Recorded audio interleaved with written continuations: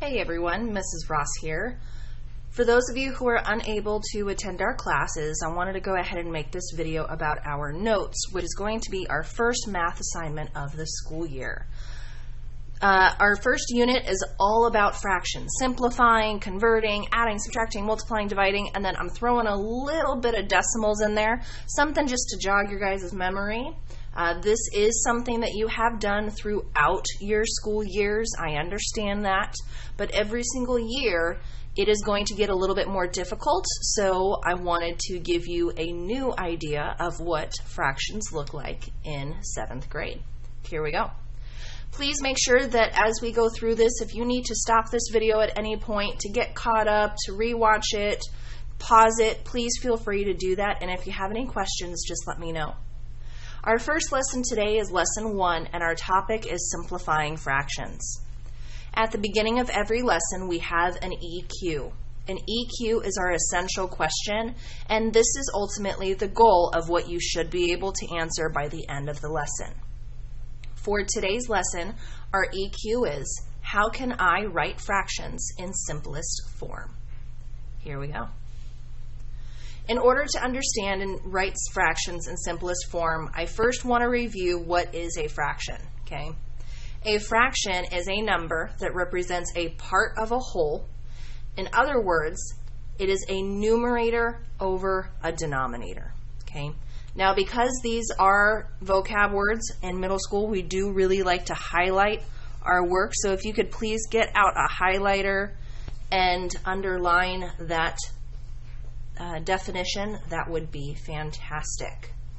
Okay, so once again, a fraction is a numerator over a denominator. The numerator is the top of the fraction, the denominator is the bottom of the fraction.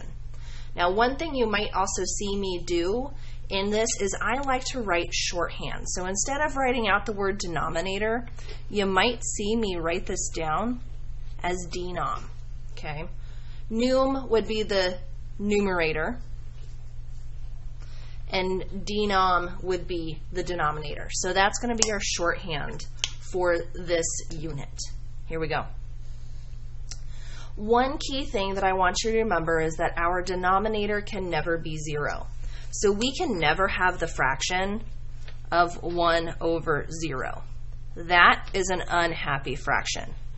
We can, however, have the denominator be any number besides 0, and our numerator can be.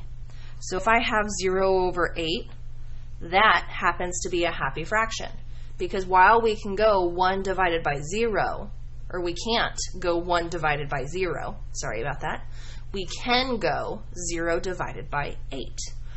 So again, the denominator can never be 0. That is also another really important fact, so I'm going to go ahead and highlight that. Okay. Next up, we have types of fractions. Now, throughout this unit, you guys are going to be learning about various types of fractions. Today, we are going to be talking about simplest fractions, equivalent fractions, mixed fractions, and improper fractions. So those are the 4 types of fractions we will be learning about throughout this entire lesson. For this particular part, the first part, we're going to be talking about equivalent fractions.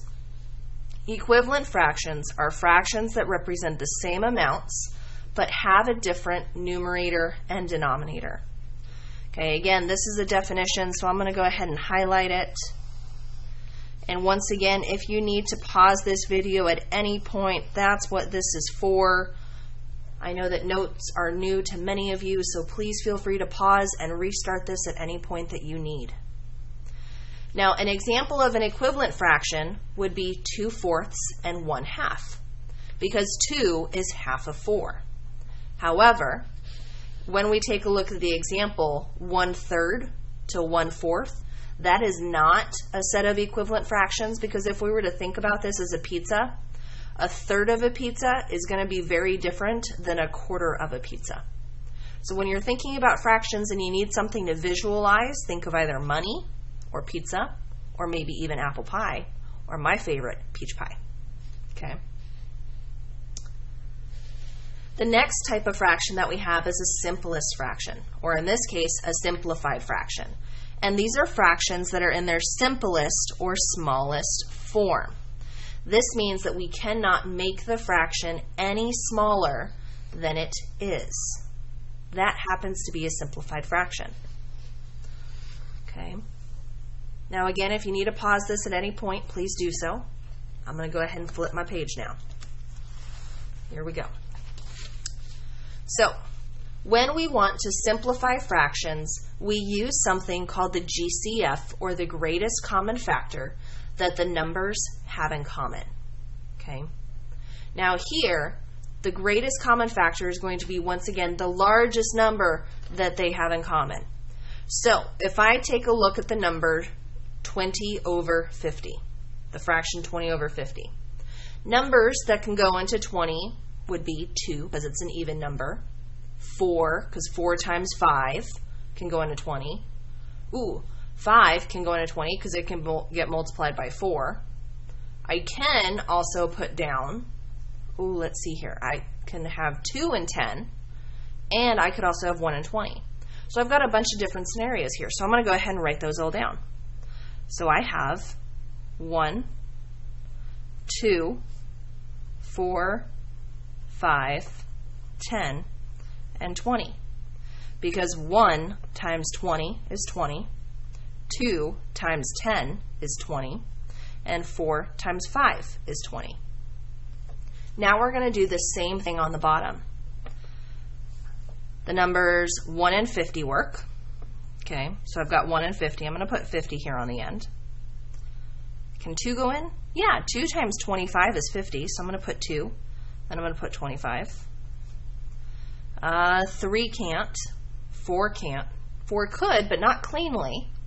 What about the number 5? 5 can. So 5, and then 5 times what gives me 50? 10. You got it.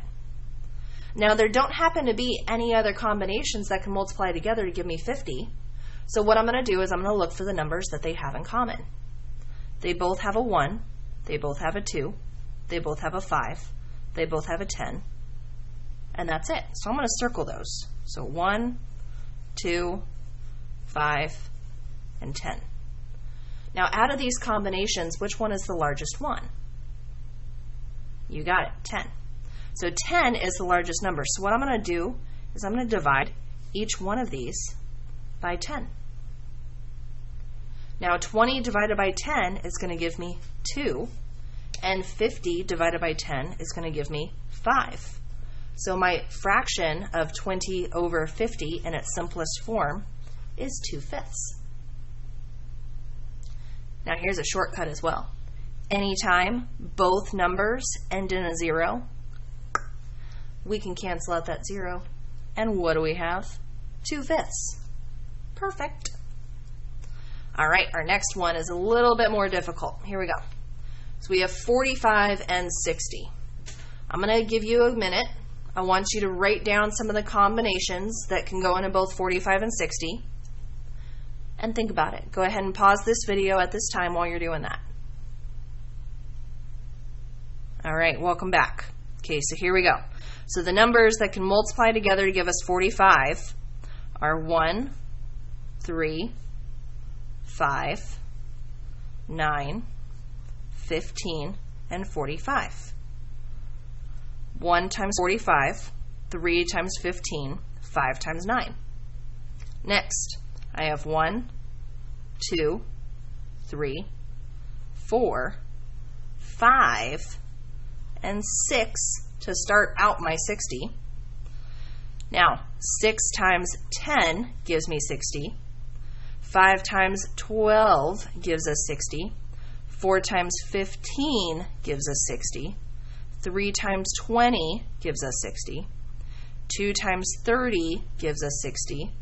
And 1 times 60 gives us 60. Now again, the largest number that they have in common we're going to look for. So they have a 1, they have a 3, they have a 5, and they got a 15. 15 is our largest number. So I'm going to go 45 divided by 15, and we get 3. And I'm going to go 60 divided by 15, and I get 4. My answer is 3/4. Now, if it is a struggle for you to go through and list these factors, you could go through and just think of, okay, 5 goes into 45, can 5 go into 60? Okay, yeah, then I can reduce from there. But ultimately, the goal with this is to not have you go through multiple steps to simplify. The goal is for you to look for the greatest common factor and use that to make numbers smaller. Now, obviously, when we have a really large number, that might not be the easiest thing. So if you need to start by dividing it by 2, 5, or 10, which are usually the most common ones, you can go ahead and do that. But keep an eye out for that, okay? Now, the last one that we have here is 13 over 20, okay? 13 is 1 times 1 times 13. And 20, well, we wrote those numbers up here already. So I'm going to rewrite those. So I have 1, 2, 4, 5, 10, and 20. They only have one number in common, and that is the number 1. When a fraction only has 1 as its greatest common factor, it is already simplified. Its smallest form is 13 over 20. Now that's it for this assignment. Well, for these notes anyways, okay? So, here we go.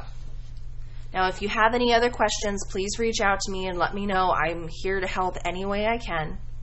The last piece I'd like you to do for this set of notes is to write a summary or reflection. Okay, so draw a little squiggly line down at the bottom of your page and write summary/reflection. Now, answer the EQ here. This is an instruction for you. So our essential question, or EQ, was how do I simplify fractions?